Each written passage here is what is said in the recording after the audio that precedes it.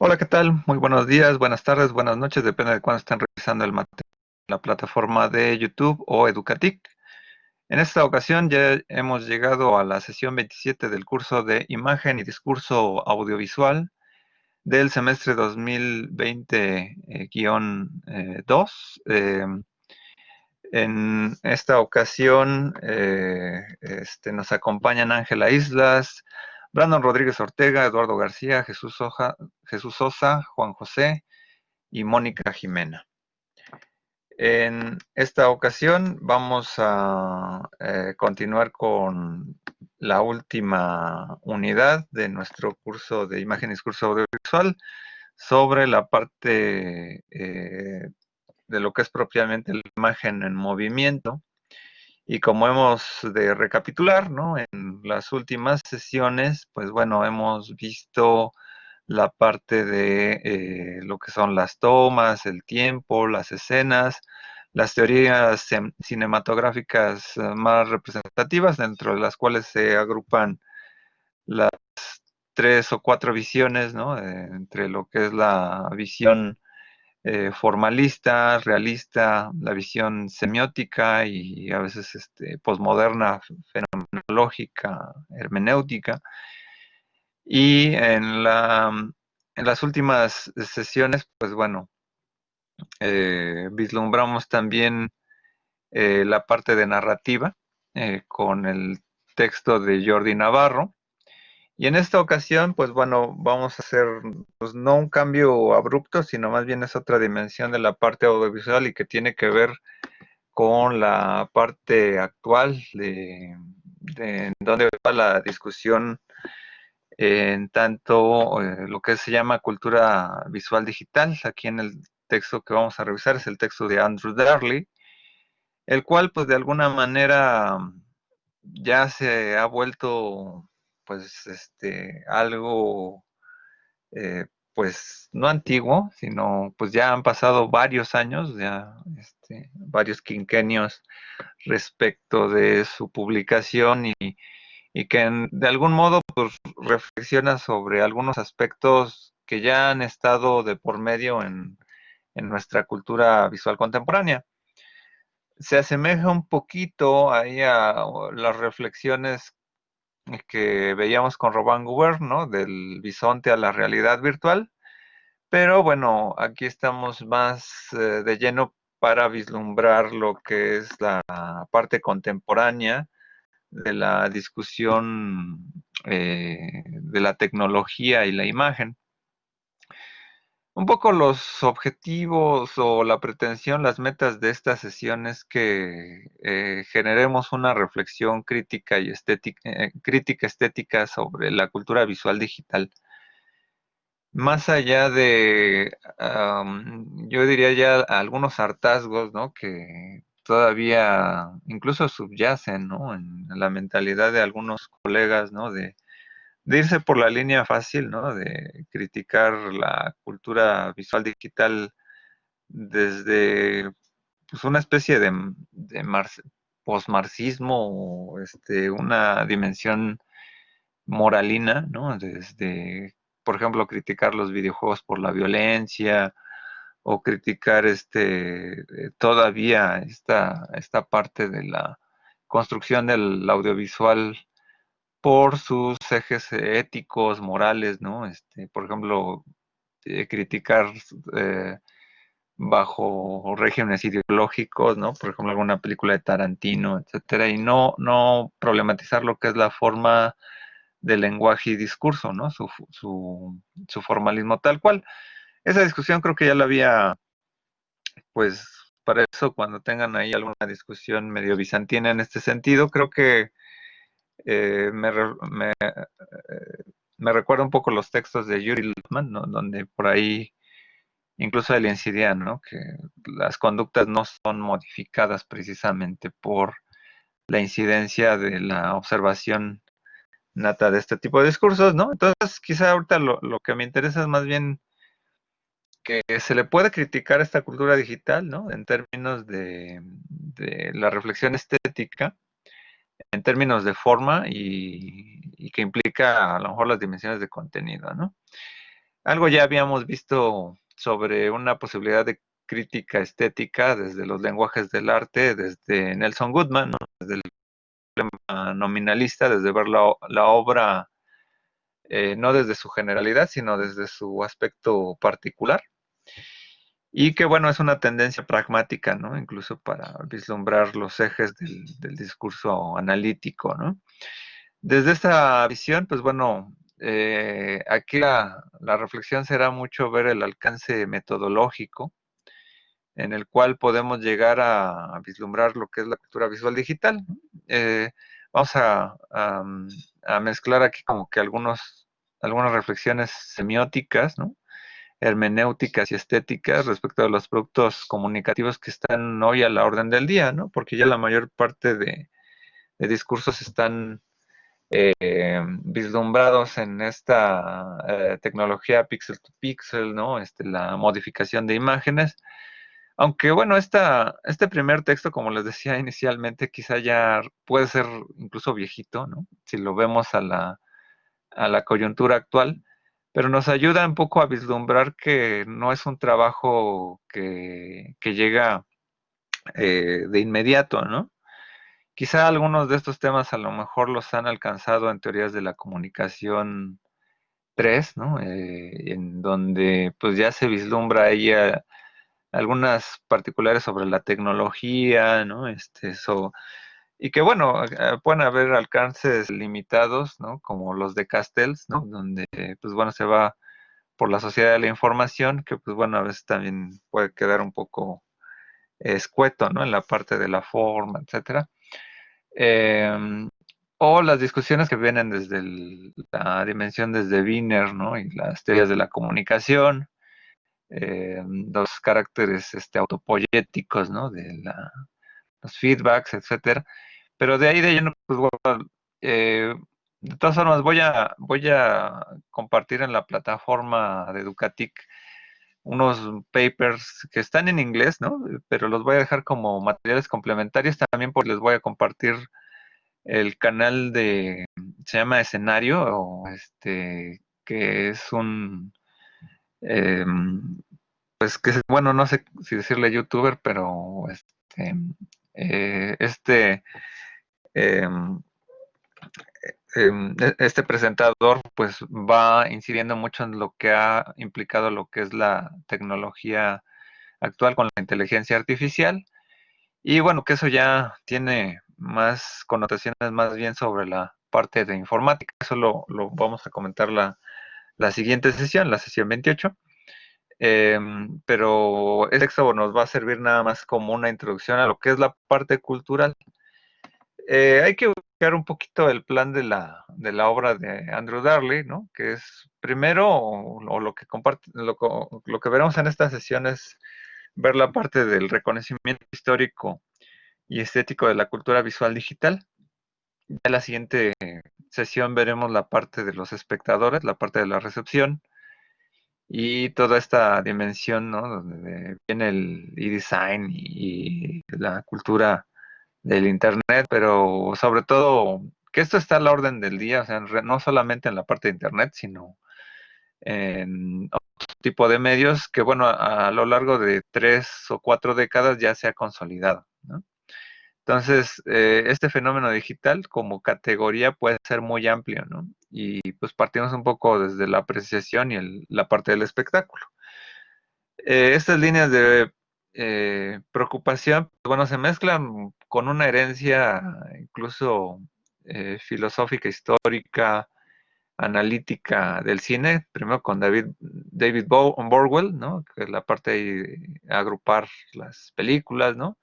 Frederick Jameson, que bueno, también va a estar un poco en la tesitura ahí como Humberto Eco sobre la reflexión sobre, en algunos aspectos de la posmodernidad. Y ahí en esta parte, pues bueno, vamos a ir viendo primero la parte a lo mejor que es pues más historiográfica, ¿no? Vamos a pasar la parte a la sección histórica, ¿no? En cómo se va construyendo todos estos fenómenos artísticos digitales, en donde incluso por ahí reflexiona el autor esta mezcla entre los ingenieros como artistas, ¿no? Entre esta dimensión mezclada, ¿no? Donde por un lado está el avance tecnológico, pero pues ellos mismos se atreven ahí a experimentar con la parte de gráficas, ¿no? Por un lado, primero está aquí en los 60, dice ahí el autor, ¿no? Los 60 fue una época muy prolífica en la cultura visual digital porque los avances tecnológicos que comienzan a presentarse, ¿no? Pues mezclaban la parte visual con la parte informativa. Sabemos que en la parte informática, pues bueno, más allá de la consolidación de las 5 generaciones básicas de la computación, pues bueno, ya en algunas épocas de los 60s y 70s, pues bueno, ya tenían una interfase a través de la parte visual, ¿no? Gracias a los monitores, ¿no? Entonces se podían codificar los datos, donde ya no solamente se trataba de tarjetas perforadas, ¿no? Entonces, en esta época de los 60s, pues bueno, ahí menciona el sketchboard, el sketchpad como paint casi casi, donde se puede ahí dibujar sobre la pantalla algunos elementos, ¿no? Esa es dentro de una parte tecnológica, pero por otro lado, John Whitney, pues ya generaba imágenes con los alcances que generaba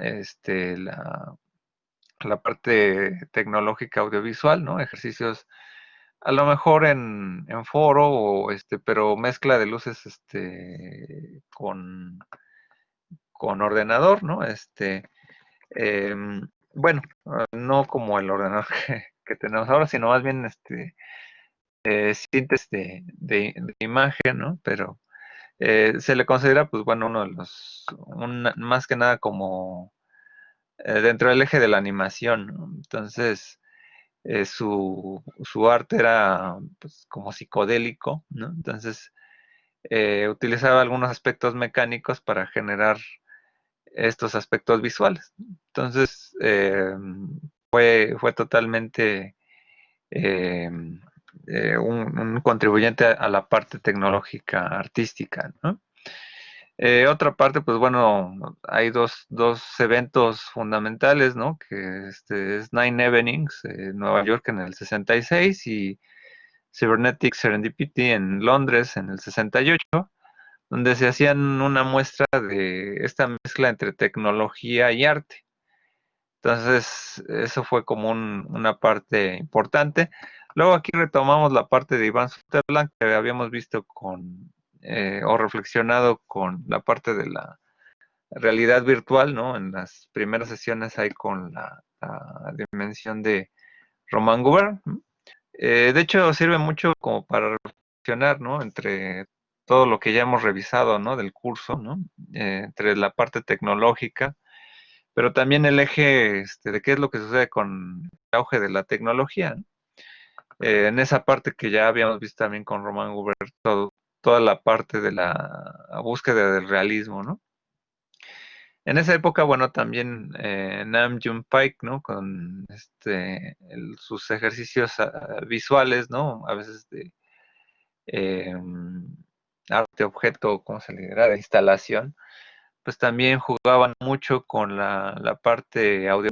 Aquí ya estábamos casi en los 70, pero pues bueno, ahí también es otra de las partes importantes, ¿no? Dentro de esta evolución y que vamos a ir viendo como, pues son una especie de ladrillos, ¿no?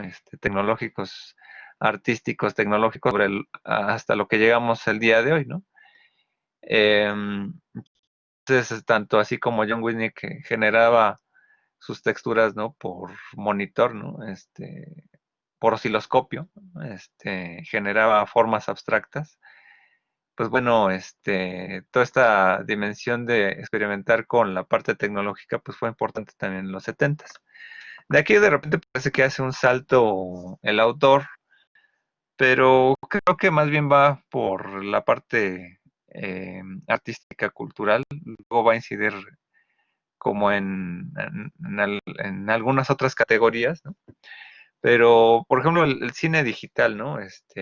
Que conocemos hoy, ¿no? Como ya no solamente la producción, sino hasta la proyección digital, ¿no? De las cintas, ¿no? Por pues un proyector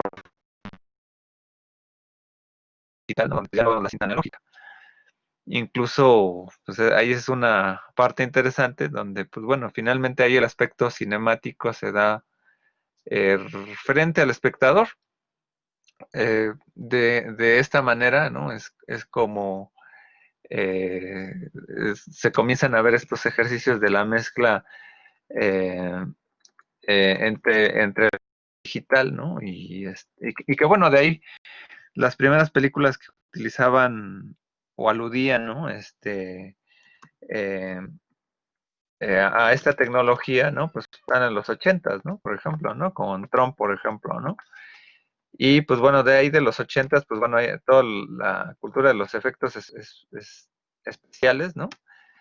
Eh, pues fue importante, ¿no? Entonces, no recuerdo si fue Miguel Ángel Antonioni, ¿no? Que comenzó un director italiano que comenzó a mezclar en vez de filmar, grababa, ¿no? Y de ahí el primer transfer de video que se llevó al cine fue una de estas películas, ¿no? Y pues bueno, entonces dices, ahí cambia el aspecto incluso desde la parte técnica, ¿no? Pero entonces esta parte técnica nos hace reflexionar al aspecto teórico, ¿no? Donde el cine ya no se vive entonces desde la parte de desde la parte que veíamos con la emulsión de plata, con el filme como tal, ¿no?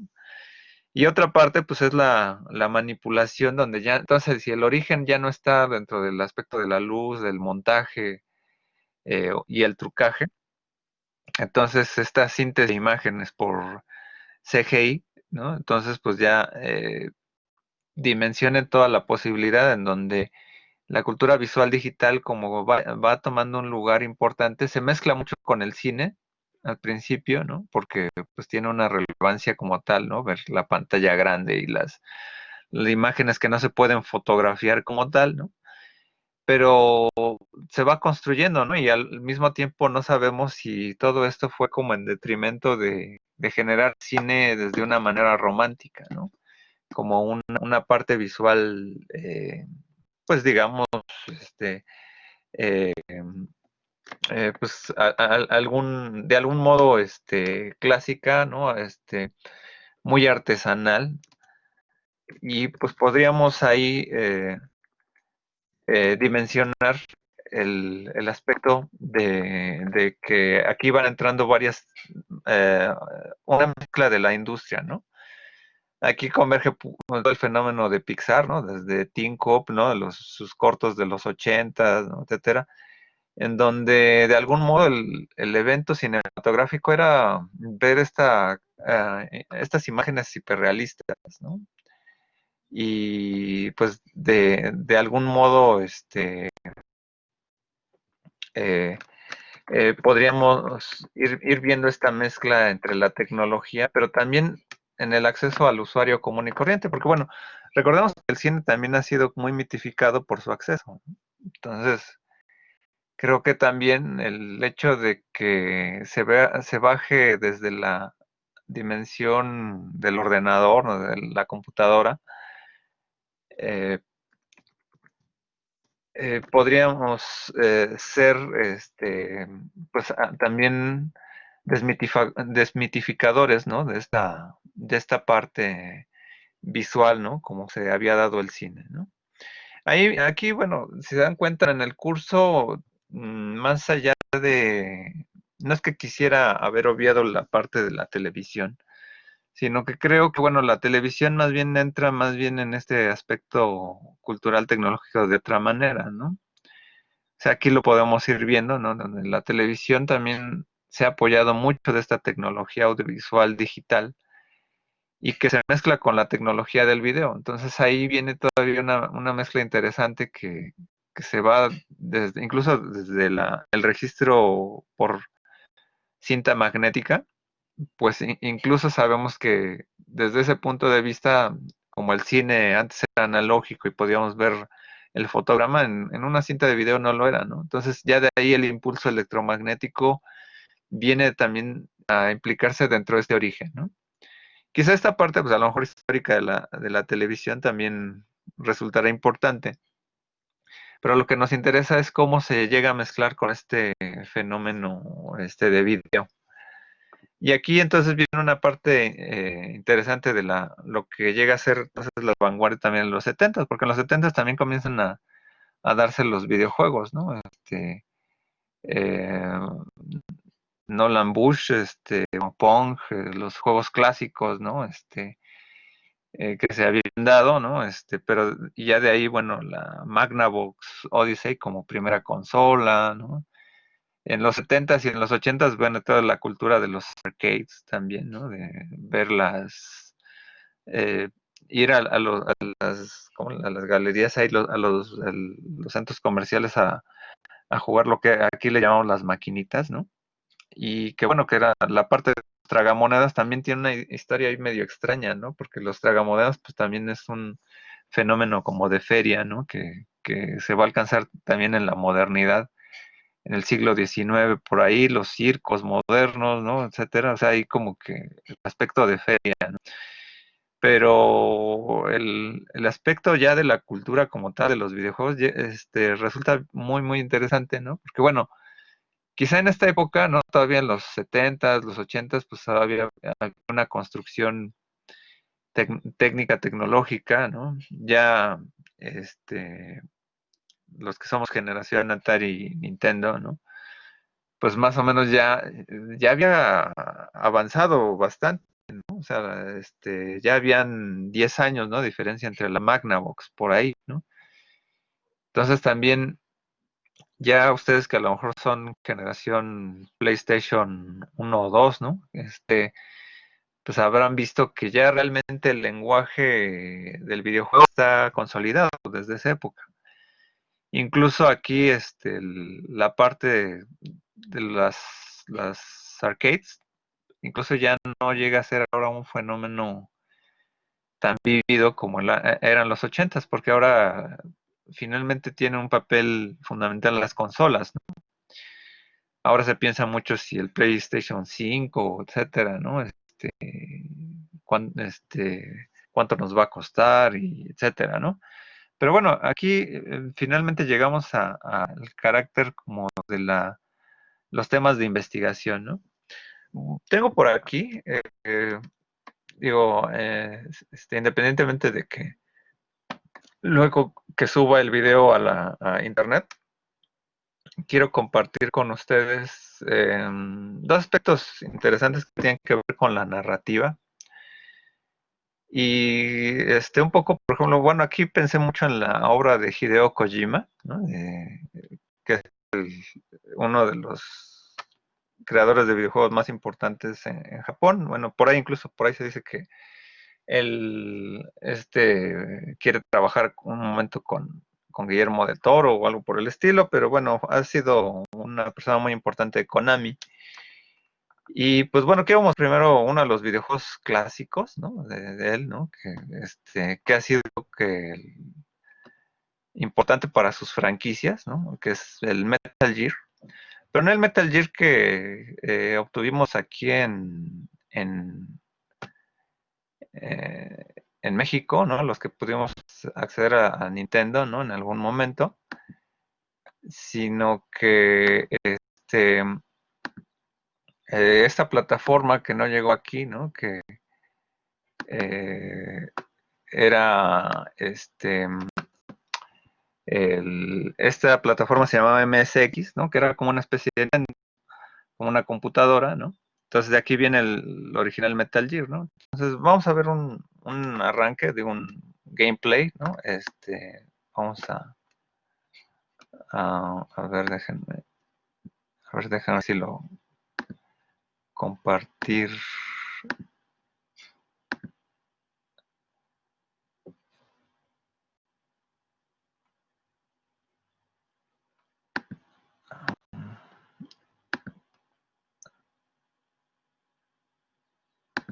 Metal Gear.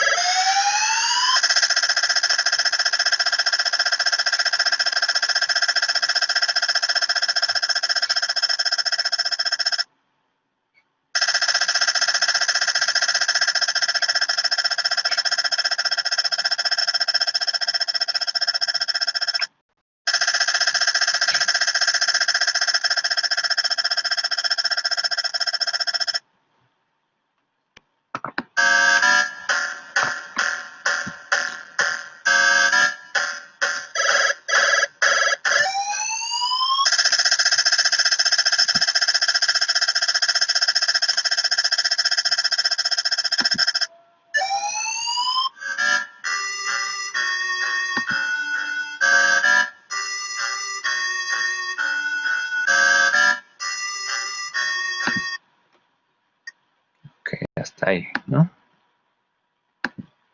Ok. Aquí tenemos, pues, bueno, dirán, pues, el Nintendo, se parece mucho a la estructura del Nintendo clásico, ¿no? De hecho, pues, es un juego de 8 bits, pero esta consola nunca llegó, la MSX. De aquí, bueno, viene toda la saga del Metal Gear, ¿no? Donde viene toda esta idea del asesino silencioso. Por ahí en los 90s, 2000, ¿no? Llega también Hitman, ¿no? Como esta especie de, entre menos eh, asesinatos generes, ¿no? Como espía, ¿no? Más puntos ganas, ¿no? Entonces, o entre menos evidencias tu, tu carácter de espía, ¿no? Si lo mezclamos a la parte de géneros fílmicos, ¿no? O sea, trataríamos de ver que primero es una ficción, tiene un montaje, ¿no? Tiene una parte formalista, ¿no? O sea, en unas cuantas escenas, aunque se apoya mucho en la visión de los textos, ¿no? Y ahí recuperaríamos toda la visión de Lauro Zavala, ¿no? La visión textual, ¿no? De lingüística, ¿no? Este juego pues está modificado porque lo leamos en español. Originalmente pues, estaba en japonés, ¿no? Luego se traduce a inglés, ¿no? Y aquí ya hay rooms que los descargan, los pueden revisar, ¿no? Y los pueden probar, ¿no? Para, bueno, aquí ya luego viene toda la parte de derechos de autor, ¿no? Donde es, bueno, estos juegos no los puedo conseguir, ¿dónde los puedo conseguir originales, ¿no? Entonces la parte de los rooms, pues ha sido también un repositorio importante también de estos videojuegos. Pero en unas cuantas 3 tomas, que ahorita vimos como unos planos, ¿no? En contrapicada, ¿no? De repente se mezcla la intención de que estás dialogando, etcétera. Y pues vamos vislumbrando una especie de lenguaje, ¿no? O sea, una especie de lenguaje que tiene, con todo ya lo que hemos construido con la parte cinemática, pues bueno, tiene una parte importante, ¿no? Luego aquí hay unas pequeñas tomas que son de, eh, eh, es una toma de lado, ¿no? Ahora vamos a compartir otra vez la pantalla. Aquí, por ejemplo, se ve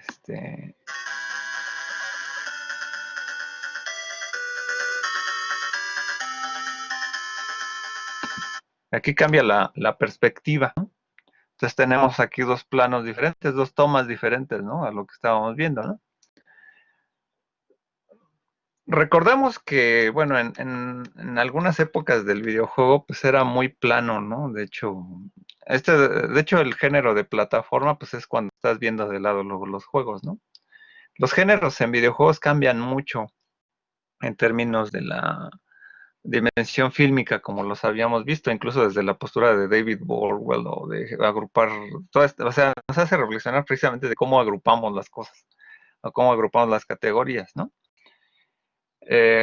Digo, la mayor parte de perspectiva que a veces tenemos, ¿no? De los juegos a veces no se va siempre al contenido, ¿no? Ahora pues sí se le dice juego de acción, ¿no? Juego de... Eh, pero bueno, esta dimensión retórica, pues bueno, a veces redunda mucho en la forma y el contenido, ¿no? Porque bueno, todo este juego pues, a veces también se va a parecer mucho al clásico todavía de Zelda, ¿no? En una perspectiva de contrapicada, ¿no? O desde arriba, ¿no? Aunque bueno, Zelda más que nada, pues se ha ubicado más en el término de RPG, ¿no? Y ahí viene toda la tradición de el role-playing game, ¿no? De Gary Gygax y los Calabozos y Dragones, ¿no? Pero bueno, ver toda esta parte intertextual fílmica, ¿no? Resulta interesante, ¿no? Digo, ahorita ya no me dio tiempo de cargar el juego, por ejemplo, de Ninja Gaiden, ¿no? El clásico de 8 bits, ¿no? Para ver luego su dimensión traducida a lo que fue en, en Xbox y luego pasó a las otras plataformas, ¿no?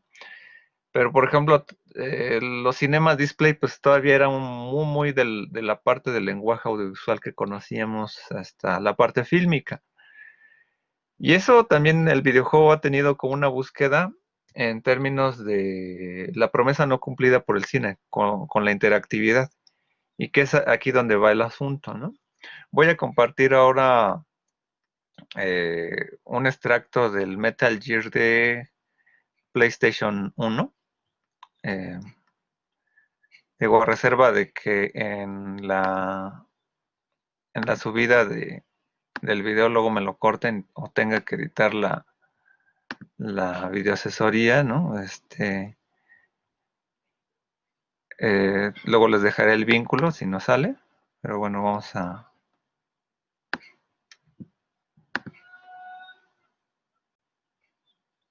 a ver el intro, y el intro parece que, o sea, uno juega y es como estás jugando una película, ¿no? O sea, incluso tiene toda la paratextualidad, ¿no? En términos de intertexto semiótico, de cómo inicia una película, ¿no? Que eso ya lo veía incluso Omar Calabrese desde el finales de los 80, ¿no?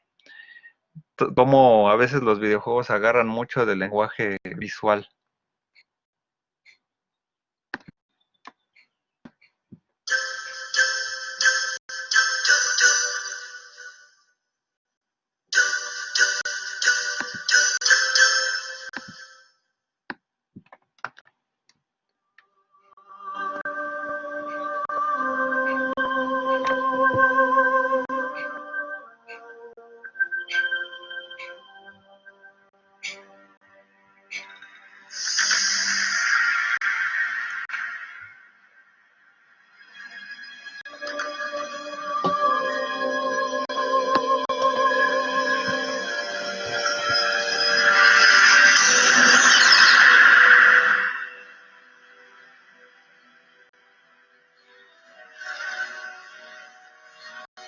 The nuclear weapons disposal facility on Shadow Moses Island in Alaska's Fox Archipelago was attacked and captured by Next Generation Special Forces, being led by members of Foxhound.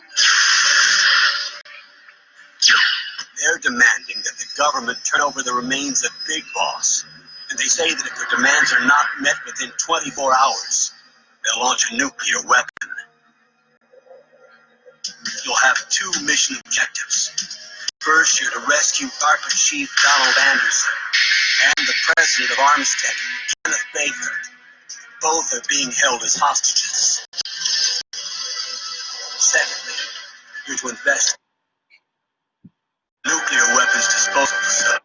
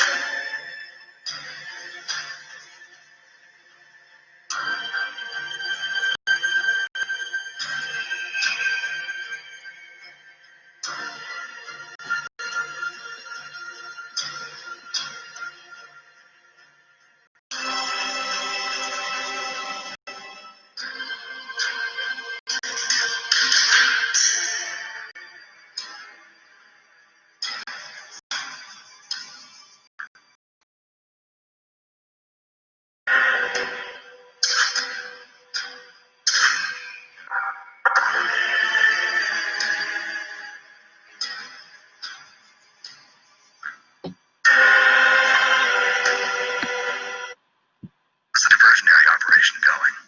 Two F-16s just took off from Galena and are headed your way. The terrorist radar should have already picked them up.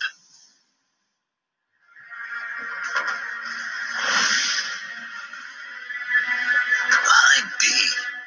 Colonel, what's a Russian gunship doing here? I have no idea, but it looks like our little diversion got their attention. Now's your best chance to slip in unnoticed.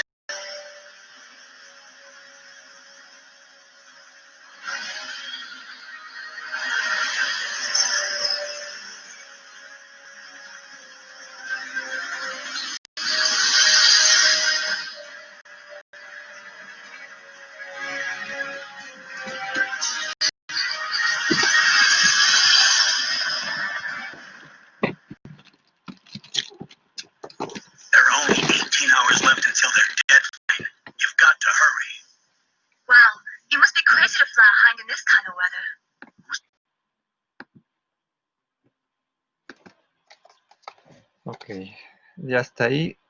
Bueno, dejé un poquito correr, puse 3 extractos. El primero, a ver, bueno, continúo antes de que comparto la pantalla. Bueno, la dejo de compartir. Digo, lo dejo así por si en algún momento me corta todo el extracto que tenga que ver con la imagen de Metal Gear. Pero, por ejemplo, bueno, dejé 3 extractos del video. El primero, pues, es toda la parte introductoria, ¿no? Ese es un cinema display que tú no puedes controlar. De repente, si ven la parte de los créditos, cambia mucho la dinámica, ¿no? Porque entonces tú ya puedes controlar la figura, ¿no? El personaje, ¿no? Digo, ahí el jugador pues, estaba todavía probando ¿cómo se llama? Las capacidades del personaje, etcétera. Y siguen corriendo los créditos, ¿no? Como si fuera el inicio de una película, ¿no? Y eso es algo muy interesante, ¿no? Es interesante porque, bueno, les comentaba que el juego de Metal Gear, ¿no? Yo aquí traigo el clásico de Nintendo. Este no es el juego que sale, el que les puse de MSX, sino este es el juego que llegó aquí a América, ¿no? De hecho, es interesante porque, bueno, esta portada, el diseño que hacen de Metal Gear, ¿no? De hecho, el Metal Gear es la figura que está por acá, ¿no? Que es como, este es para Nintendo, de 8 bits. Y cuando llega a América, pues este juego no tiene nada que ver con Metal Gear, de hecho es un remake del juego de MSX. Y también llama la atención que el personaje que está aquí, de hecho, tiene el intertexto de que es Kyle Reese de Terminator. A ver, se los dejo acá. Eh, Kyle Reese de Terminator, pues se usó ahí como para la imagen, ¿no? De Metal Gear, que Ultra era un subsidiario de Konami, ¿no? Entonces, pues, es interesante toda esa parte histórica. Que este año todavía llegó a venir Marine, ¿no? De hecho es chistoso porque luego Michael viene luego, el actor de Terminator luego, autografía estos cartuchos, ¿no? Porque sabe que es su imagen, ¿no? Pero bueno, más allá de esto, lo interesante de esta parte que vimos de toda esta cultura de los videojuegos, pues sí agarra mucho con la parte de los videojuegos, ¿no? Digo, con la parte de las películas de acción, ¿no? Más allá de las interpretaciones de juicio, ¿no? O sea, vamos a quitarnos toda esa, eh, pues a lo mejor, redundancia teórica o intelectualoide tipo, Homo Videns, ¿no? De este autor, ¿no? De eh, ¿cómo se llama? Sartori, ¿no?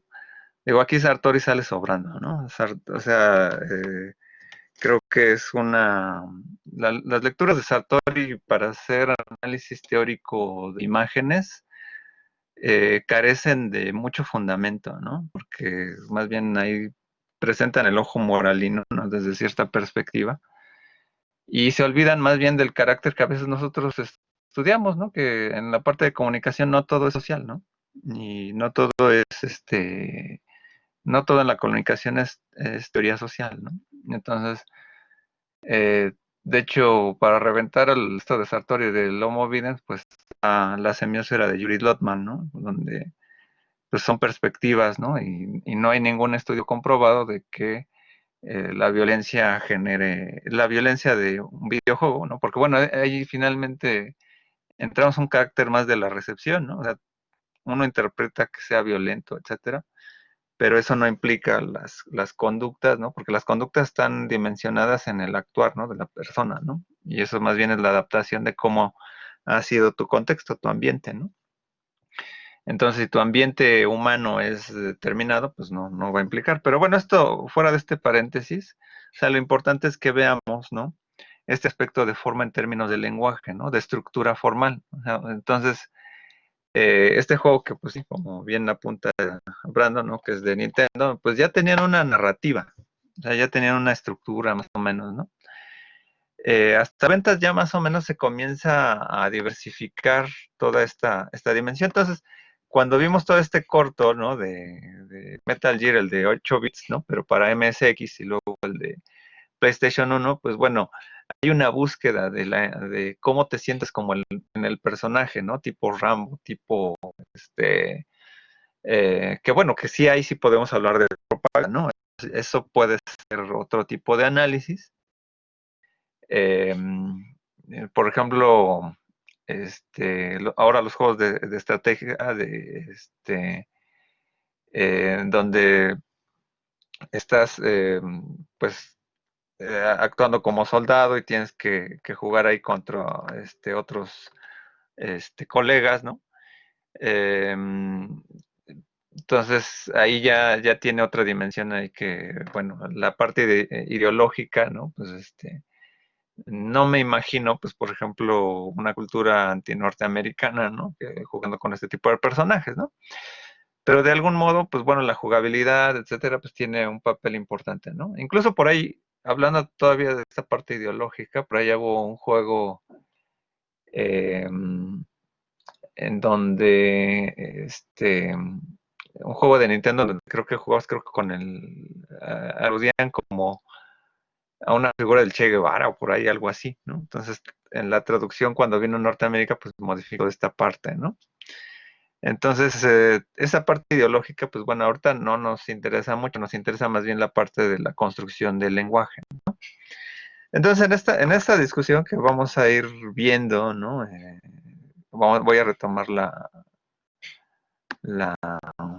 presentación, ¿no?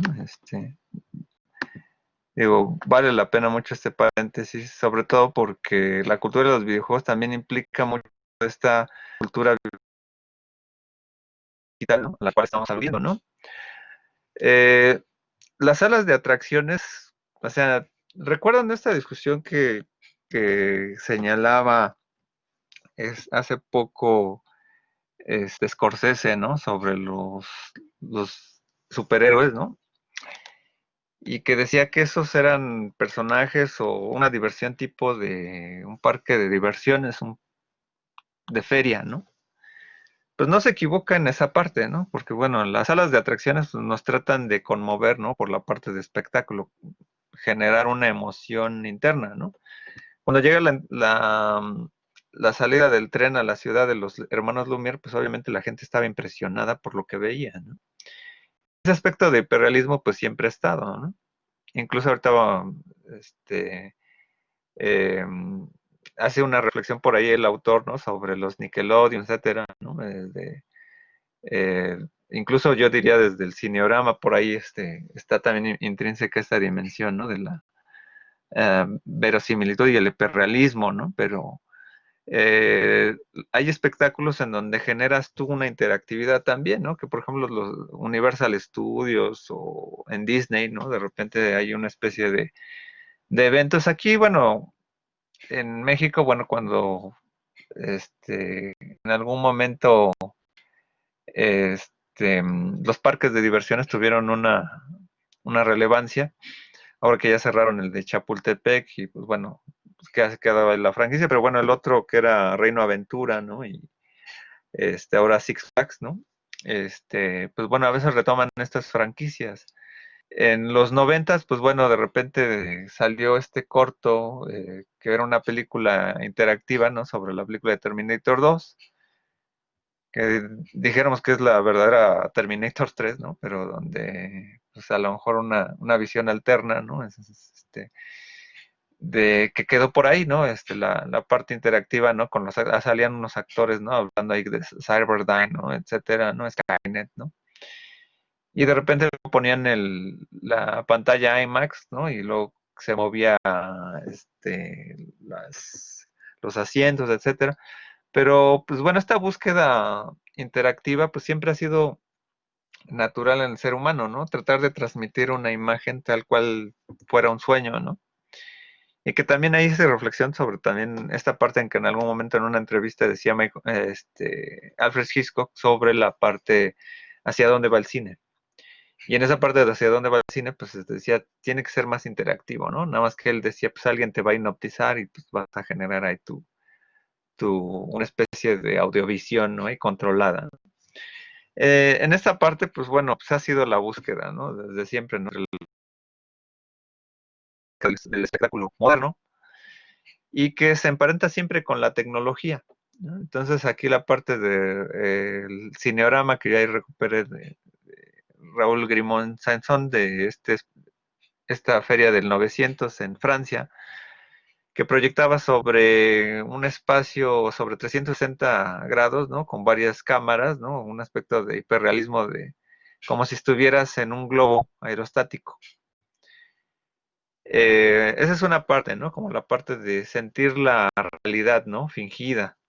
Y otra parte, pues son los Nickelodeons, donde con unas monedas, de hecho de ahí viene el níquel, ¿no? Porque es una moneda, ¿no? Tú la ponías y entonces podías usar los kinetoscopios o entrar a lo que era una dimensión ahí de una proyección, ¿no? De cine, ¿no? Y pues bueno, esto se mezcla mucho también con la parte de los juegos, ¿no? Tipo de feria donde te metes en un trenecito y vas viendo cosas, ¿no? Entonces, sea el túnel ahí para ver monstruos, etcétera. Y como el cambio al siglo XXI, ¿no? Por ejemplo, aquí menciona muchas veces ahí el autor, ¿no? El Back to the Future The Ride, donde pues te metes en la máquina, te metes ahí como en la máquina y pues bueno, y pues bueno, ahora ya se pueden conseguir los videos, ¿no? En internet, ¿no? Pero no se puede bajar la experiencia, ¿no? Es un poco como lo que pasa luego con la experiencia estética del el Circo del Sol, o sea, pues tú puedes ver el Circo del Sol en video, pero pues eso no te trasciende mucho, ¿no? O sea, a mí me aburre ver un video del Circo del Sol, ¿no? O sea, no, sobre todo cuando ya lo has visto en vivo, pues dices, pues se ve interesante, queda como registro. O en dado caso te puede recordar tu experiencia, pero no hay nada como ver el Circo del Sol en vivo, ¿no? O otro tipo de espectáculo, Riverdance, ¿no? O sea, y no digo que no tenga estética la construcción del video, ¿no? Pero creo que es diferente la intención del mensaje original, ¿no? Entonces también lo mismo, ¿no? Hay experiencias que tratan de darse de esa manera. Incluso no es lo mismo, por ejemplo, ver un video de la montaña rusa, ¿no? A estarlo ahí viviendo, ¿no? Digo, en lo personal a mí no me gusta mucho este tipo de juegos, ¿no? Pero sí me atraen, por ejemplo, ahí sí, por ejemplo, los videos, ¿no? Es diferente, ¿no? ¿Por qué? Pues porque cuando estás viendo el video, pues estás seguro, ¿no? Bueno, se supone que estás seguro, ¿no? A menos que pase lo que pase como en la feria de Chapultepec, ¿no? Que te metes un juego y pues bueno, pasó la desgracia que pasó y bueno, la cuestión ahí es que la emoción es diferente, ¿no? O sea, incluso en el cuerpo, la gravedad, ¿no? Ahí hablamos de más, incluso de otro tipo de sentidos, ¿no? Que en este tipo de juegos donde te generan mucha adrenalina o tirarte del bungee, ¿no? Entonces, generar ahí el sentido de la gravedad, ¿no? Que es un sexto sentido, ¿no? Donde ahí el equilibrio se cambia, ¿no? Entonces, esa parte no la puedes vivir en una experiencia cinemática tal cual, ¿no? Ahí hay una apuesta ahí donde finalmente tienen los videojuegos mucho la integración, ¿no? Y entonces llegamos a esta, ya entramos a esta parte reflexiva, ¿no? De la historia, ¿no? Ahí el autor se mete a discutir sobre algunos puntos, ¿no? Que tienen que ver con Baudrillard, con Walter Benjamin y Marshall McLuhan. Bueno, Baudrillard, pues bueno, tampoco quiero decir que sea igual de sobrevalorado que Sartori, ¿no? Al menos Baudrillard, bueno, por ahí tiene alguna estructura ahí de búsqueda todavía está, ¿no? Eh, en donde pues va visualizando, ¿no? Que en la época contemporánea hay una especie de repetición de discursos y esta repetición de discursos sí obedecen no solamente a su contenido, sino a la forma en que se estructuran. Entonces de ahí, ustedes ya revisaron toda esta teoría, a lo mejor de teoría de la comunicación 2 con Walter Benjamin, ¿no? El arte y su reproductibilidad, ¿no?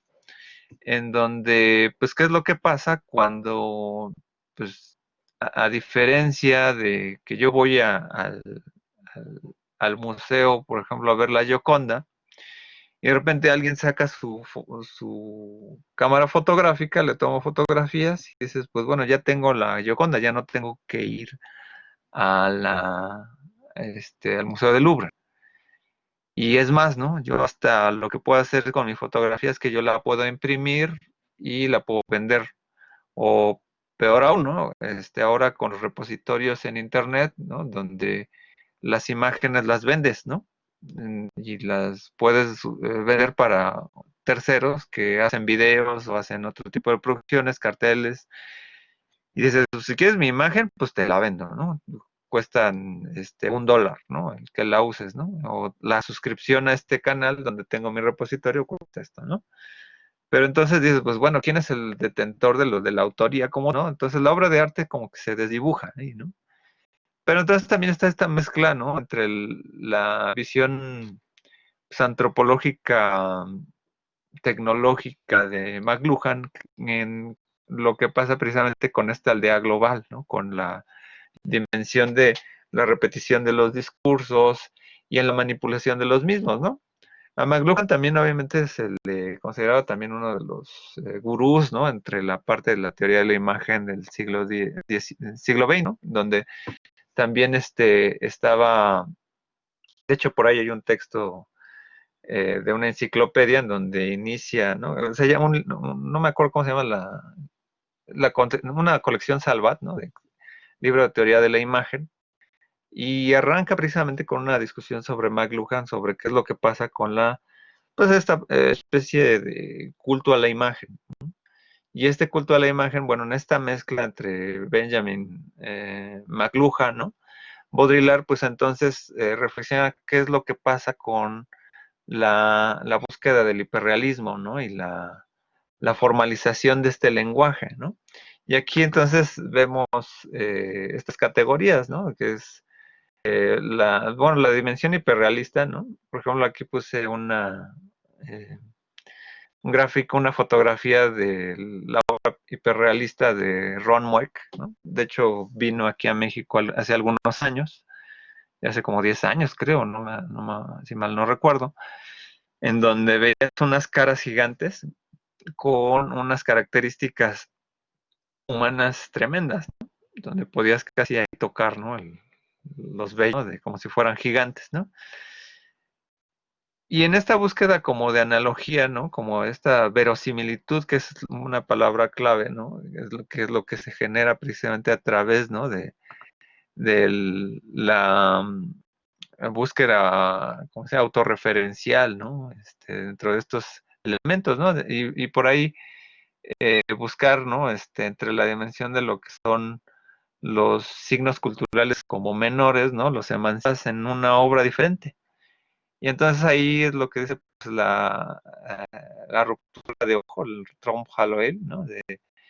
Que entonces en la concepción moderna, ¿no? Esta búsqueda romántica de la modernidad, de ser diferente, ¿no? Pues finalmente llega a un punto en donde se autorrepiten, ¿no? Los elementos escenificados, creados, etcétera, ¿no? Y entonces muchas veces a lo que nos confrontamos, por eso ahí pongo ahí a Andy Warhol, ¿no? Donde de repente una figura femenina que pues dices, pues bueno, eso es un parte del Star System, ¿no? Marilyn Monroe, de repente la pinta y entonces ya se vuelve una obra de arte, ¿no? Pero no es la Marilyn Monroe, es la pintura de la Marilyn Monroe, o pintar una sopa de Campbell's, ¿no? Esta dimensión del pop en donde dices, reinterpretas lo que estás viendo comúnmente y que no tiene un fundamento como tal. O sea, nadie va a poner como una obra de arte en términos de forma o tradición clásica a una sopa de Campbell's, ¿no? Pero entonces llega Warhol y dice, pues sí, sí se puede, pongo como mi obra y pues entonces damos parte también no solamente al arte pop, sino toda esta reflexión de lo que es el arte contemporáneo, ¿no? Algo que a lo mejor ya habíamos reflexionado con esta parte de Nelson Goodman, que es lo que pasa con la alteridad que busca el autor.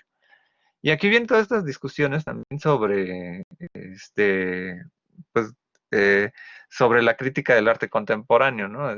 Si Yoko Ono hace arte o no, ¿no? O algunos autores,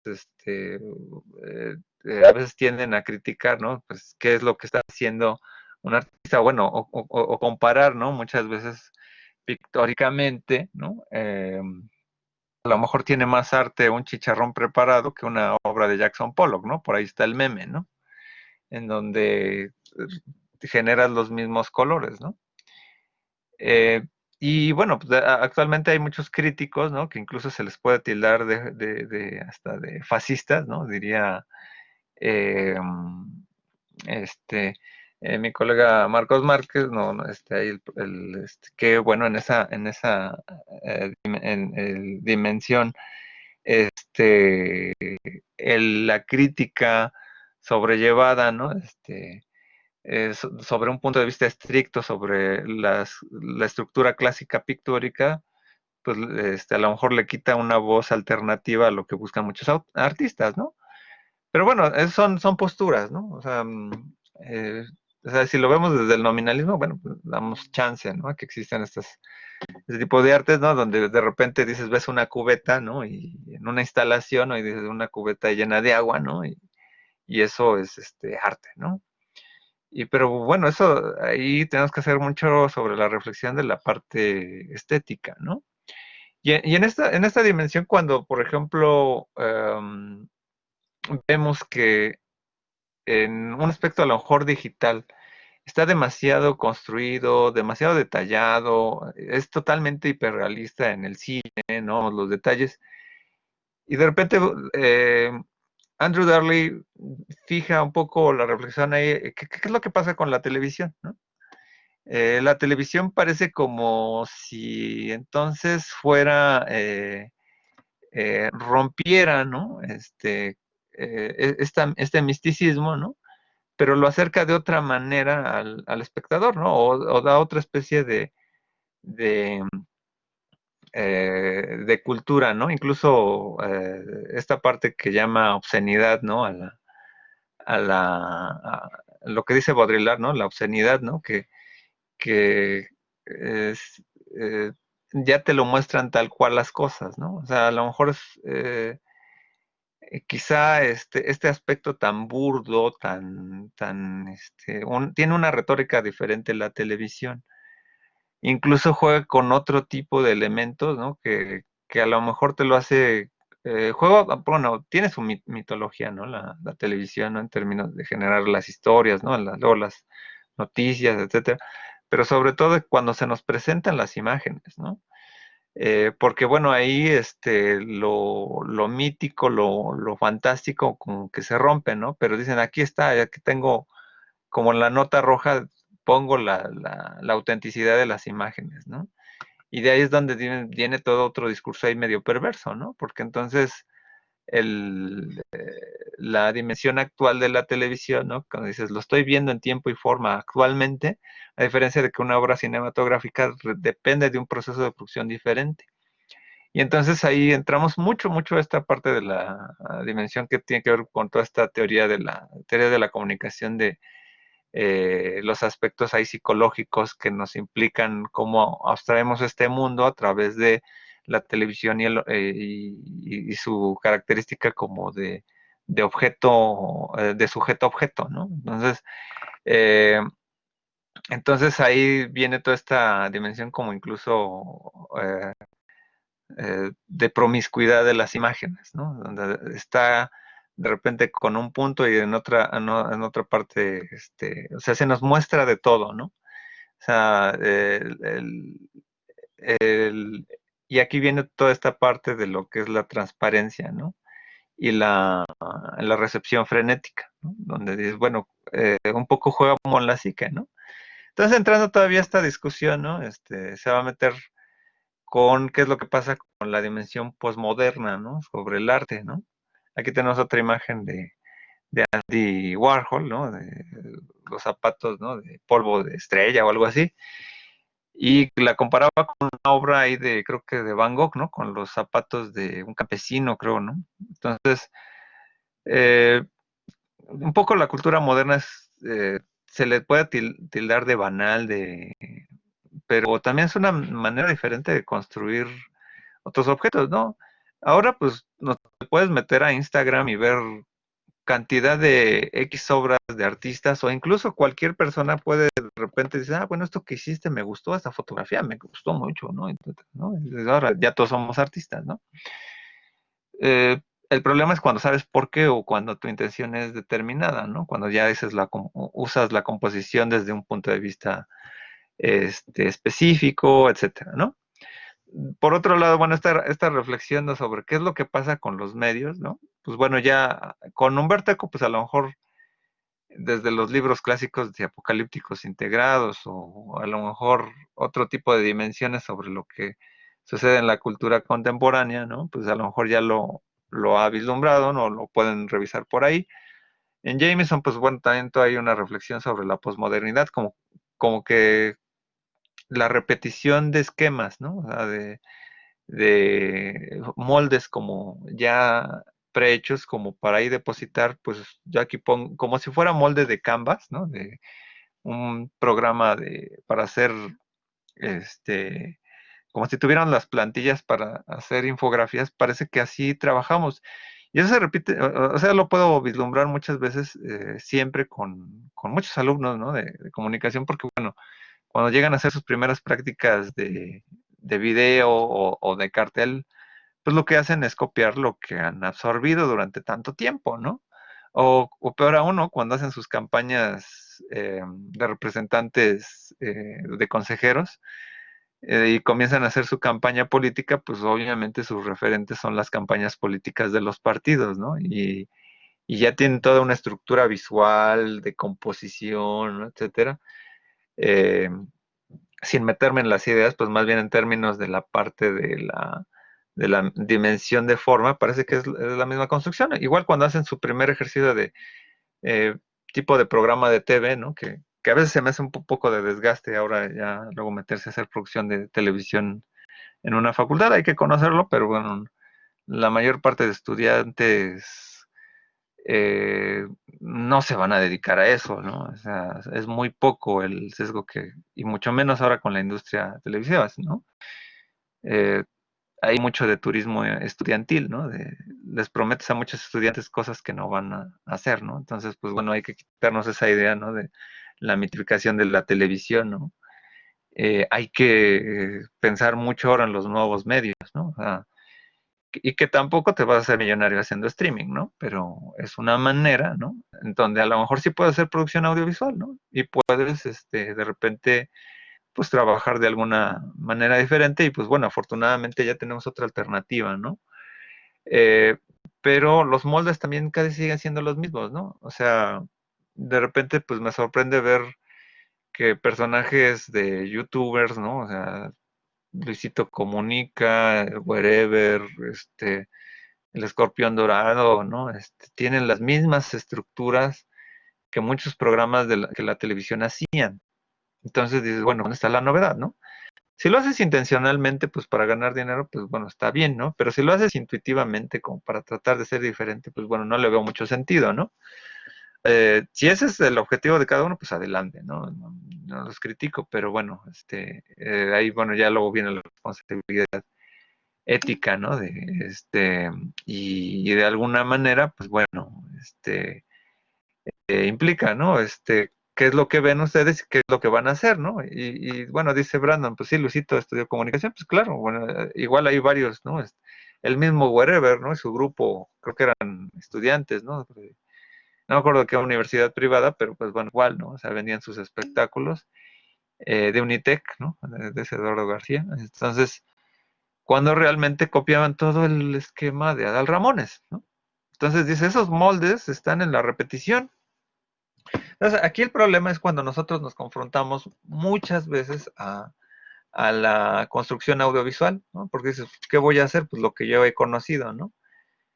Y no es que haya, pues, bastantes alternativas para hacer, ¿no? Sino simplemente como que en aspectos de contenidos, pues llegan a hacer lo mismo, pero pues a veces copiar un personaje le cambias. Es como, por ejemplo, ver la diferencia, ¿no? Entre Digimon y Pokémon, ¿no? Entonces dices, bueno, y luego aquí hicieron los Briges, ¿no? Y dices, bueno, pues, ¿cuál es la diferencia, ¿no? Entre ver ahí a animales, metamórficos, ¿no? Pero bueno, dice Brandon Rodríguez, pues Alex Montiel lo tiene porque llegó a trabajar con el Ramones en televisión. Sí, sí, sí, sí, pues es el Escorpión Dorado, pues son parte de esa escuela, ¿no? Y lo mismo el Chumel, ¿no? El Chumel es también, no me sorprende que Al Ramones le aplauda algo al Chumel, porque pues es el mismo género, ¿no? Entonces ahí ya, o sea, ¿qué alternativas tienes, ¿no? O sea, para hacer cosas, ¿no? Digo, me dirán ahí los productores, no, pues papá, pues nosotros hacemos dinero, sí, bueno, se vale, ¿no? La cuestión es que no lo hagas ciegamente, ¿no? Y, o sea, cuando tienes la mentalidad de producción, pues adelante, ¿no? Pero, pues bueno, ahí, realmente en términos formales de experimentación, pues de repente, dicen hay otros youtubers que hacen cosas diferentes, ¿no? Que bueno, ahora ya sale un youtuber y hay 20 copias, ¿no? O sea, y ya los youtubers que yo seguía, pues ya son viejos, ¿no? Y Video Game Nerd o Nostalgia Critic, ¿no? Pues ya tienen más de 10 años y dices, bueno, ya. Y ya como ellos hay muchos otros tipos de youtubers, o por ejemplo, eh, este otro argentino, ¿no? Te lo resumo, ¿no? Entonces, eh, tiene una estructura que pues ya lo hacían los norteamericanos, ¿no?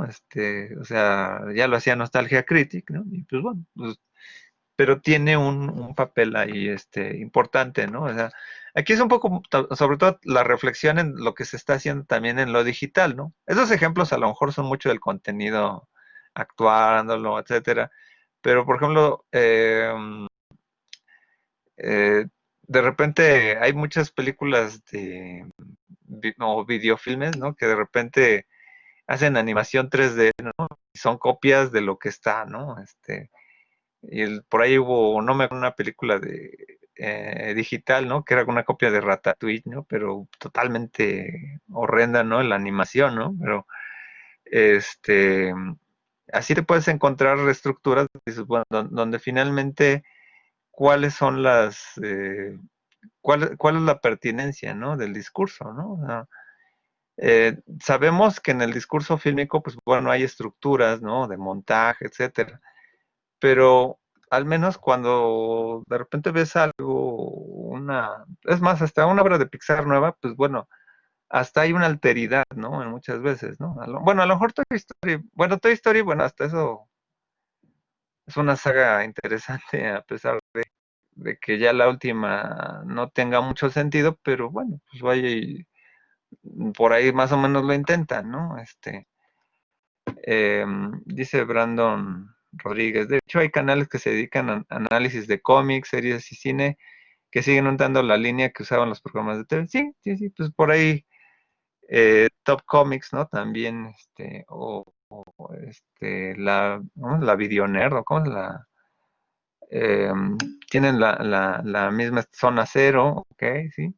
Sí, o sea, ustedes, y finalmente es el contenido que ahorita está, ¿no? Seguramente en años va a haber una nostalgia a este tipo de youtubers, ¿no? Cuando vemos todo esta sinergia cultural, ¿no? Vemos que sí hay todo ese aspecto de nostalgia, que incluso es con lo que terminaba por ahí creo que uno de los textos que revisábamos, ¿no? De Dudley Andrew, ¿no? Sobre la nostalgia, ¿no? De Spielberg y George Lucas, ¿no? Donde dices, bueno, Star Wars, cuando se hizo Star Wars en el 77 ya era nostalgia, ¿no?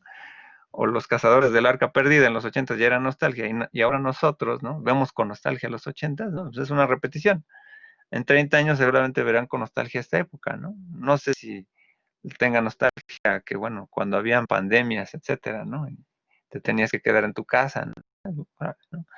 No sé, no sé, pero en este eje nos ha, sobre todo cuando los que nos hemos metido ahorita a vislumbrar cómo está todo el ambiente de la educación a distancia, etcétera, pues bueno, vemos que parece que tenemos que competir con los youtubers, ¿no? Ahora, ¿no? Y dices, bueno, mi clase no es de ser youtuber, ¿no? Sino, digo, si me comparo con un youtuber, mi canal es aburridísimo, ¿no? Entonces no tiene esa intención, o sea, al menos tengo aquí la interactividad de alumnos y bueno, para mí es un repositorio. Pero si lo vislumbramos como en la óptica de YouTube, de canal, de subir contenido y de subir tus 40,000 horas para que tengas tus seguidores, y ahora de repente, ¿cómo se llama? El profe de matemáticas ahora juega videojuegos, ¿no? Es bueno, esa es una parte de la cultura contemporánea, ¿no? Cómo se va dando este eje, ¿no? El Julio Profe, ¿no? Exactamente, ¿no? Y entonces aquí viene toda esta dimensión de la dimensión hiperrealista, ¿no? Aquí vamos a ver un corto de estos, este corto creo que es del 92 o algo así. Es un comercial de seguros. Es el que menciona por ahí el texto. Voy a compartir pantalla.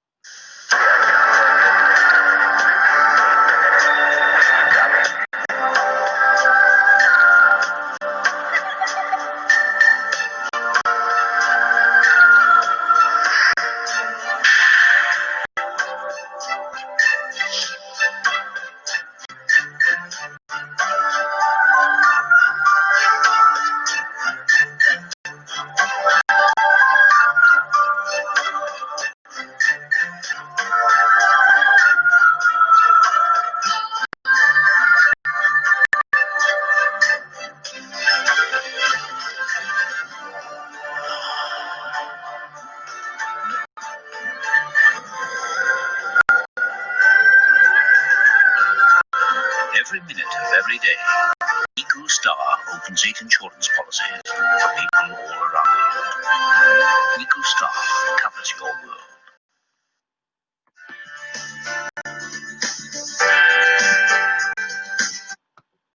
Ok, bueno. Luego dices, cuando en Los Simpson luego se burlaban ahí de Don Barredora, ¿no? Dices, ¿qué onda con los publicistas, no? Pero bueno, ya ven que aquí, bueno, el texto de Andrew Darley ahí luego Darley ahí se mete hasta una reflexión casi tipo bartesiana sobre estética, ¿no? Sobre el águila, ¿no? Sobre cómo el águila tiene un papel preponderante para generar ahí una visión hiperrealista, ¿no? Y cómo la parte de simulación, que el águila está ahí en segundo plano, ¿no? Pues este efecto de montaje, ¿no?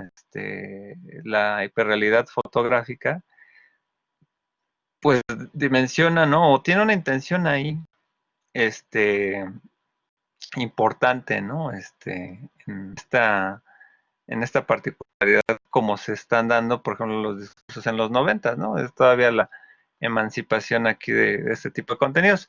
Voy a poner otro video que luego vamos aquí a reflexionar sobre la lectura de Darley. Eh,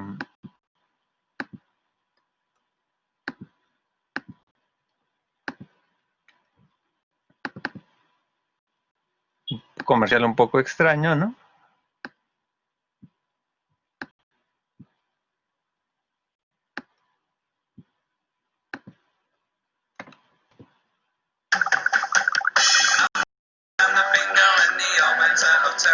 They said that I could party, so I knew me race around.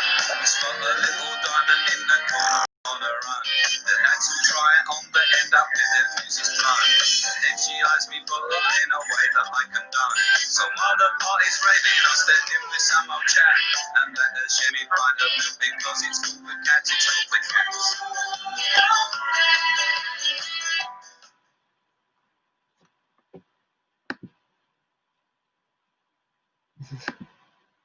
Ok, un poco extraños los... Este es del 89, ¿no? Es un anuncio de National Council, ¿no? Para promover tomar leche, ¿no? Pero bueno, eh, vamos a proseguir aquí con la parte final de la presentación.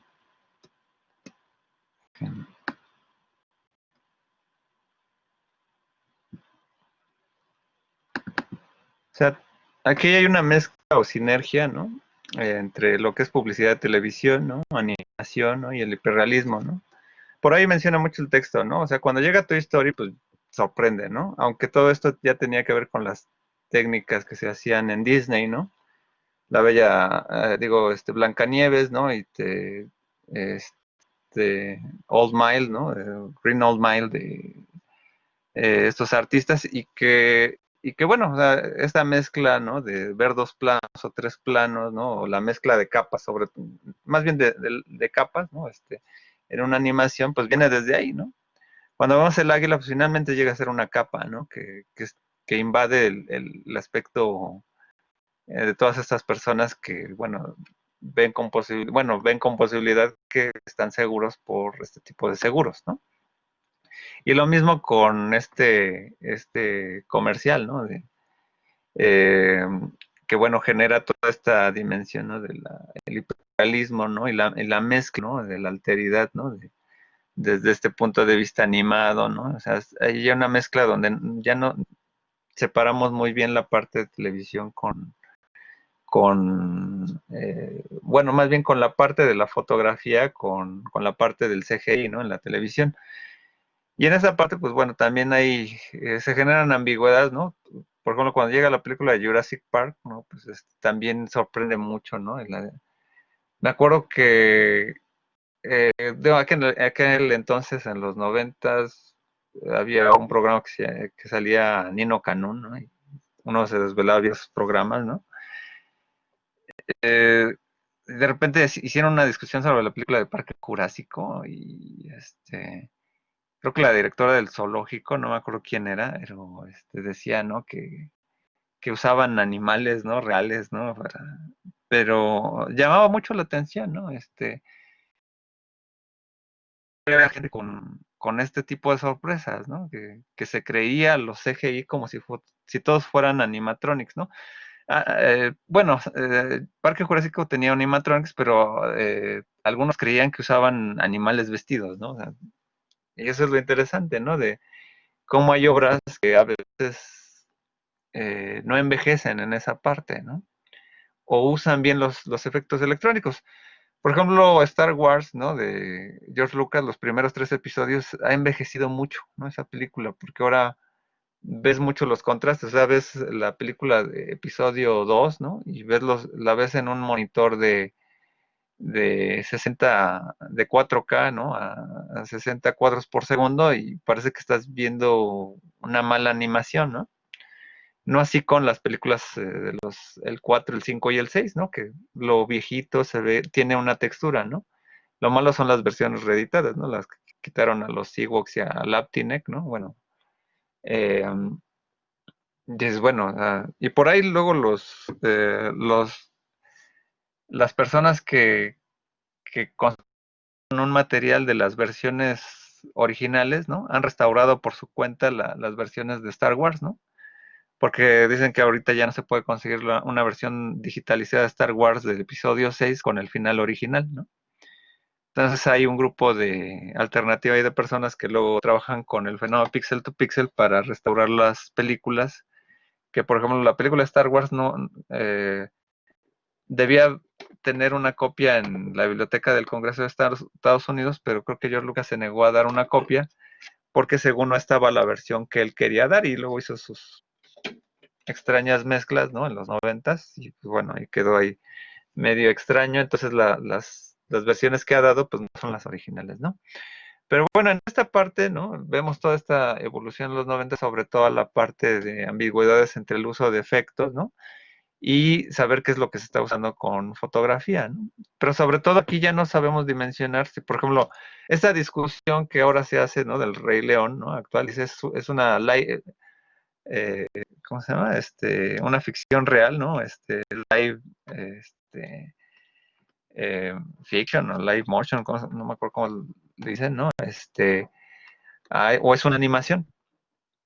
Entonces dices, bueno, ¿qué es lo que sucede, no? Porque desde esta mezcla o esta sinergia entre el CGI, pues dices, pues es un fenómeno animado, ¿no? O sea, el cine es un fenómeno animado porque tiene tantos cuadros por segundo por el fenómeno pi que veíamos pues, por Musterberg, ¿no? La persistencia retiniana implica que todo el cine sea animación, ¿no? Es ficción porque es un corte de la realidad y es un documento histórico, ¿no? En términos que fija, ¿no? Un quehacer del hombre en su quehacer cultural. Lo que vamos a ir viendo aquí con Darling es que además tiene un carácter de espectáculo, ¿no? El musical, pues bueno, con la tecnología digital se emancipa el video musical, pero creo que también muere, ¿no? O sea, la cultura del video musical hecha por MTV en los 80s, pues de algún modo tenía una condición determinada, ¿no? Entonces, esta condición de algún modo fue cambiando, ¿no? Por una especie de dinámica con el video, etcétera. De hecho, en Televisa luego hacían muchos videos musicales, ¿no? De los grupos mexicanos, etcétera. Pero, pues se diferenciaba mucho de ver el video musical hecho en cine, ¿no? En Estados Unidos, ¿no? De hecho, uno puede diferenciar por las texturas. Yo me he fijado mucho en las texturas de niño, ¿no? Cuando dicen, no, esto se ve como video, esto se ve como cine. Y te das cuenta, ¿no? Como en la calidad del grano, etcétera, ¿no? Y con el CGI, pues bueno, ya se comienza a manipular esto, ¿no? Aquí viene en, en, el, en el libro, ¿no? Se trabaja ahí con el texto, se reflexiona con el texto de Nene Cherry, ¿no? De Manchild, donde está ahí una niña ahí columpiándose y luego esta cantante con el bebé, etcétera, ¿no? Y es una... Ahí les dejo el vínculo por ahí, ¿no? Bueno, o busquen ahí en Cherry Manchild, que es un poco un video extraño, ¿no? Porque pues el fondo es en CGI, o sea, es un fondo, o sea, supongo que la cantante pues, estaba en fondo verde, ¿no? En pantalla verde, en pantalla azul. Y pues bueno, todo el escenario fue hecho en pantalla verde, que esa era un poco también la intención de cuando George Lucas hacía sus películas, ¿no? Todo era, su intención era filmar todo en pantalla verde y no usar escenarios reales. Otra parte, ¿no? Importante en la evolución de los videos musicales, ¿no? Por ejemplo, el video de Black and White, ¿no? De Michael Jackson, donde viene toda esta transformación de convolución, o cómo se le llamaría ahí, la deformación por los rostros, ¿no? Pues, ¿qué es lo que pasa? O sea, antes había una mitificación por el video musical, ¿no? Pero, por ejemplo, MTV que era como, o sea, el video musical, recordemos que es una dimensión publicitaria de los grupos. Quien hacía un video musical era para publicitarse, ¿no? Y entonces, ¿qué es lo que pasa con los canales de MTV o de música en los 90? Comienzan a generar sus propios contenidos que ya no tienen que ver con los videos musicales. Están alrededor de la música, ¿no? Pero entonces el video musical, y también quitémonos esa vieja idea de que el video musical tenía que narrar algo, etcétera, ¿no? Si no daban conceptos. Pero ahora el video musical ha cambiado mucho, ¿no? Porque ahora con el streaming tú pones en YouTube un video que lo quieras ver, etcétera. Pero antes ya ese carácter de artesanía como si fuera un elemento conceptual publicitario del grupo, pues se ha roto porque ahora, pues más bien los canales, ¿no? De MTV, pues más bien comenzaron a generar contenido ya fuera de la cultura de los videos musicales, ¿no? O sea, pues ya no sé si quisiera todavía la payola, pero realmente, pues ya todos conocían el video musical, ¿no? Entonces generar toda esta dimensión, pues ahora ya muy pocos se meten a hacer análisis de videoclip, ¿no? Por esta parte coyuntural, ¿no? Que tiene su especificidad o su lenguaje, que fue muy importante en los 80s y en los 90s, pero ya, o sea, esta parte como alternativa, etcétera, pues se ha vuelto como parte incluso hasta repetitiva, ¿no? Como si poner un video musical fuera ponerte, o sea, como es un recurso necesario ya de la mercadotecnia.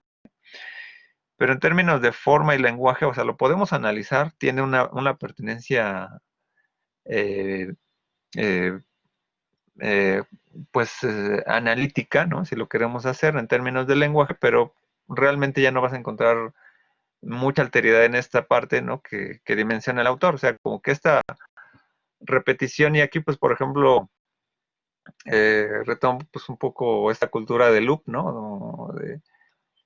De que aquí implica mucho que esta dimensión de los moldes, ¿no? Construir discursos, ¿no? Actualmente. En la dimensión actual, pues bueno, más allá de la ley 34 de los dibujos animados, ¿no? La ley porno, ¿no? De los dibujos animados, ¿no? Es que, bueno, la mayor parte de discursos ahora los puedes generar, ¿no? Por computadora, ¿no? Incluso ahí puedes generar propios contenidos, ¿no? O contenidos específicos, ¿no? Eh, Sin actores, ¿no? Y la siguiente sesión voy a abrir en pantalla a lo mejor el Blender, ¿no? Para que vean un poquito a lo mejor ya la parte de construcción de objetos en tercera dimensión. Pero, o sea, realmente aquí todas las reglas del montaje se siguen usando, ¿no? Entonces la continuidad y la discontinuidad es como decir, bueno, ¿cuál es la alteridad a todo este tipo de discursos de cultura digital? Y aquí viene todo el problema de la autoría, ¿no? O sea, vemos una obra digital, ¿no? La bajamos de internet, una buena animación o un buen CGI, pero dices, ¿quién lo hizo, no? Entonces parece que, o en Pixabay de repente bajas animaciones en 3D y pues bueno, lo que menos le haces caso es quién lo hizo y le das crédito al autor, ¿no? O lo usas para pues, armonizar ahí una parte de tu video, etcétera. O incluso cuando haces tus animaciones en After Effects o en alguna otra paquetería, o sea, tipo Blender, por ejemplo, o Natron, ¿no? Le das tus efectos y dices, bueno, pero no le das reconocimiento a los que generaron la tecnología, ¿no? O sea, dices, utilizas esa herramienta, ¿no? Pero ese problema de la autoría, pues viene desde antaño, ¿no? O sea, Disney era un buen productor, ¿no? O sea, ¿por qué? Pues, el crédito, por ejemplo, es más, hasta de Mickey Mouse, pues lo tiene Disney, pero no, casi nadie se habla de Eworks, ¿no? Por ejemplo, ¿no? O de estos autores, ¿no? Que los animadores que dieron sentido, pues, a Blancanieves, ¿no? Por ejemplo, ¿no? Y entonces aquí nos encontramos una especie de palimpsesto. Un palimpsesto es un mensaje que está codificado y nosotros, eh, o más bien, era una estructura verbal que con el paso del tiempo se borraba y se reescribía, ¿no? Y entonces como vincular, ¿no? ¿Cuál es el mensaje original, ¿no? Dices, pues es lo que pasa con la cultura digital, ¿no? Porque desde quién es el autor, ¿no? Yo creo que las verdaderas revoluciones se van a dar en términos digitales, ¿no? Con la parte a lo mejor de la cultura del software digital, ¿no?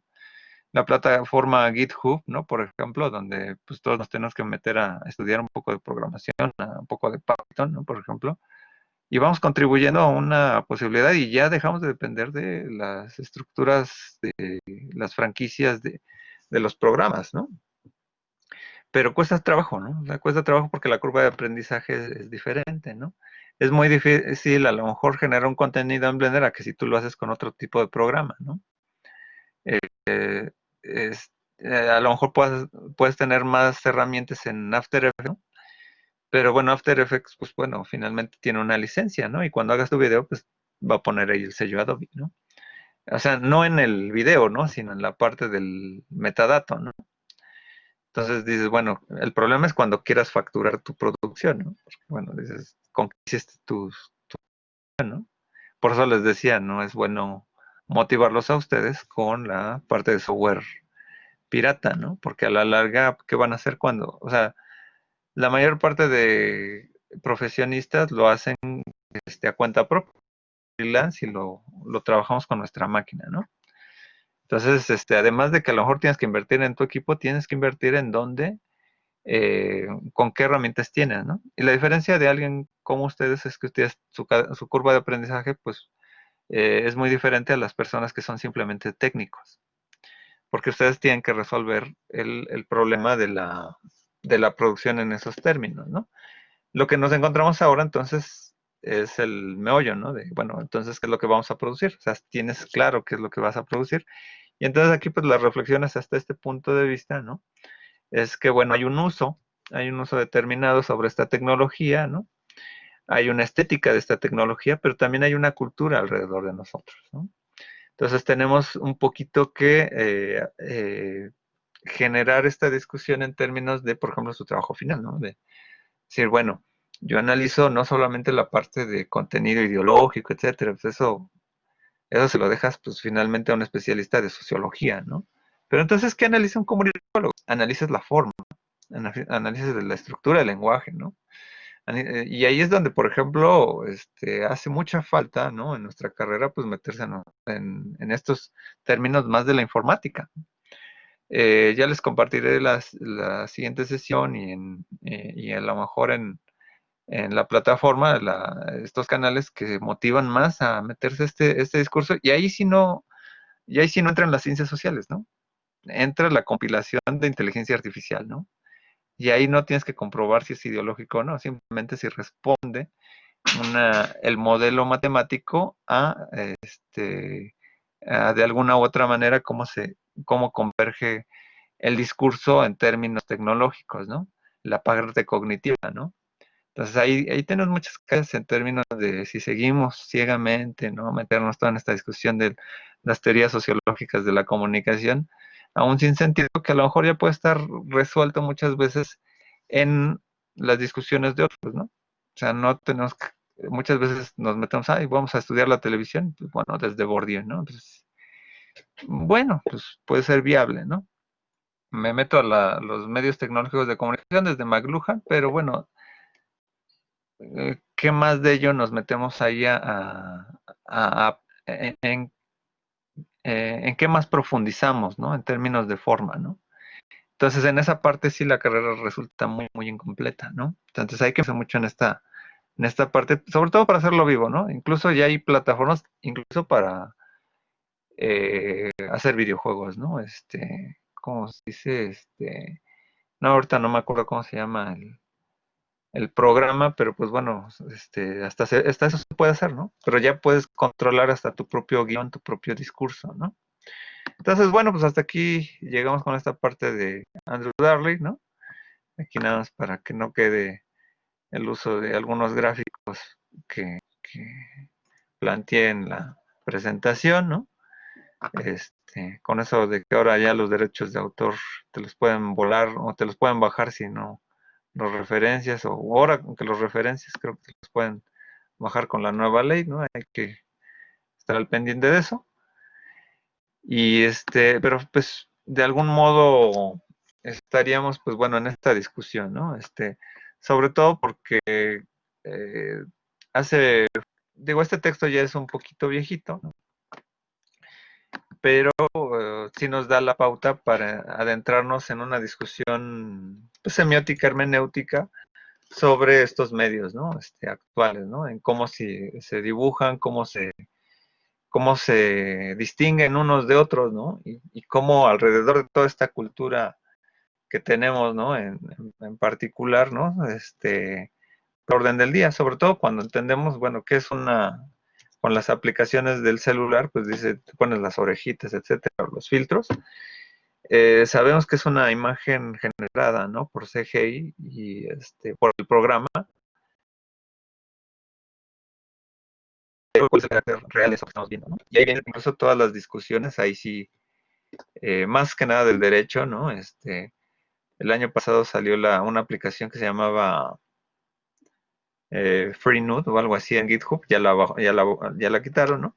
Sobre las repercusiones de usar un software que es como ver en rayos X, ¿no? A las personas desnudas, pero bueno, que sí tiene totalmente un carácter ahí más heteropatriarcal, si lo quieren vislumbrar, ¿no?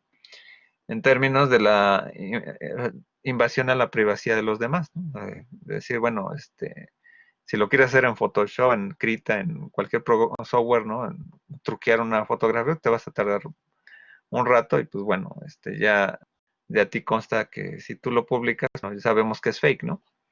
Pero este tipo de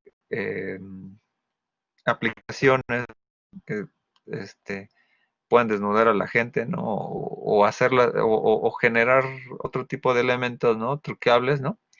Pues dices, pueden incidir, ¿no? Pues como a la difamación, ¿no? Pero bueno, ahí es un poco ya la dimensión actual. Voy a compartir un poco en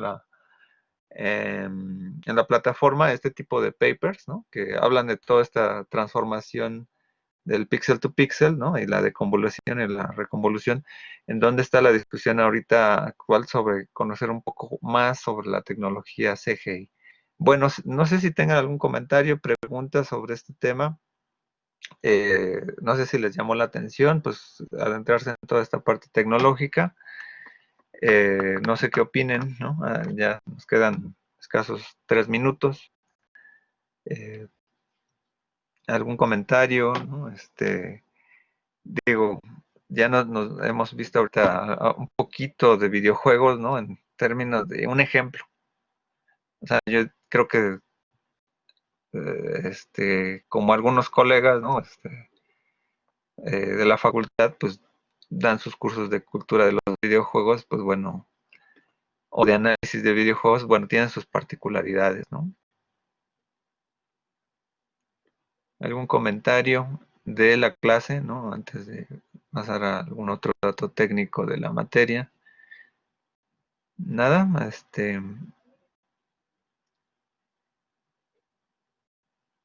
bueno, si no hay nada que especificar, bueno, pues entonces terminamos esta sesión teórica.